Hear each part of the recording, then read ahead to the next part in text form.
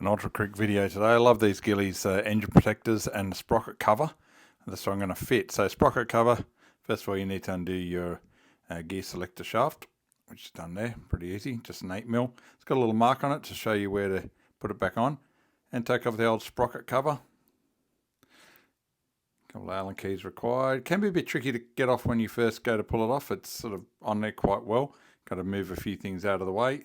As you can see, there's a bit of dirt in there. Once you pull it apart, pull your little guide out, get in there with a bit of Yamaha parts cleaner and clean it all up before putting it all back together. Chain guide goes back in, and then your sprocket cover goes on the same way as the other one that you took off.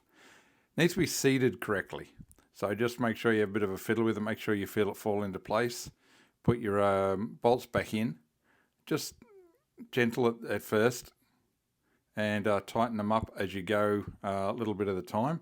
And that'll just make sure it seats properly. And as you can see, a bit more of the chain's exposed with this sprocket cover, so make sure you clean in there and get it all looking nice and tidy for when you're done. Put your gear selector shaft back on, same way, just look for the little marker, do it up, and you're done. Clean it up as I said. Have a bit of oil in there if you've been riding your bike. Get it off your swing arm. You're good to go. And the next job is to put the engine protectors on. I love these, they're just understated. Now you do get special bolts with it. Don't try and reuse the bolts that you take out. They won't fit and you'll end up damaging something. Then you just go around and do the same on the other side. Once you bottle it all up, you can see it looks beautiful. And also while I've also fitted the radiator guard and the oil cooler guard. I didn't film that. I was in a bit of a hurry.